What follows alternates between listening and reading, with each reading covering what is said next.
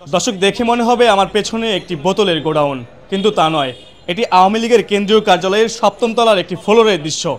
দর্শক জানিয়ে রাখি, তফাজ্জল নামে একজন যিনি ঢাকা শহরের বিভিন্ন স্থানে বোতল কুড়িয়ে এই আওয়ামী লীগের কেন্দ্রীয় কার্যালয়ের ৭ম তলার ফ্লোরে বোতলের একটি স্তূপ তৈরি করেছেন, যেখানে একটি গোডাউনে পরিণত হয়েছে। আমরা কথা বলবো তোফাজ্জল হোসেনের সাথে। আর বুদ্ধি নাই তো ভাই, বুদ্ধি নেই। এদের কুড়ে রেখে দিয়ে আরেকজন চুরি করে নেওয়া যায়, পুরো আসতে বিদায় এখানে আসে শীতের দিন। Double million offer Walton fridge কিনে পেতে পারেন 20 লক্ষ টাকা, রয়েছে কোটি কোটি টাকার নিশ্চিত উপহার। থাকার কষ্ট, এখানে এসে একটু আশ্রয় নিয়ে আসি, কেউ কিচ্ছু বলে না। এই সপ্তাহে বিক্রি করি। সকালে বাড়াইছিলাম, ওই বস্তা নিয়ে আসছি, নিয়ে এসে ঢালাতে এখন একটু আরাম করব, করার পরে একটু খাওয়া দাওয়া করার পরে আবার করতে পারবো। এখানে মনে হয় আল্লাহ যে যতদিন রাখায় 25 দিনের মতন ভাঙচুর হচ্ছে, লুটপাট হয়ে নিয়ে আছে।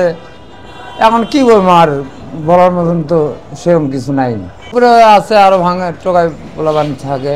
আমি এরা ওঠে না, তবে আমরা টোকাই মানুষ, ভাঙায় টোকাই আমরা একটু সিদ্ধি পানি খাই।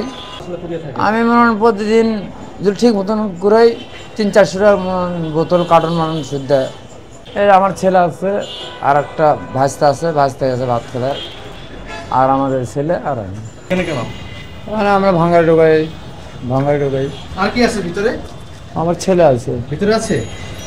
এখানে কতদিন ধরে আছেন? আমি প্রায় 15-20 দিন হলো আছি। এই যে আমার পরে আছে বিদায়, আমরা বাইরে থাকতে পারি না ঠান্ডায়। এই যে এখানে ভিতরে রুম করে আমরা ওখানে থাকি। উচিত না, এটা ঠিক আছে, কিন্তু এখন নিরুপায়।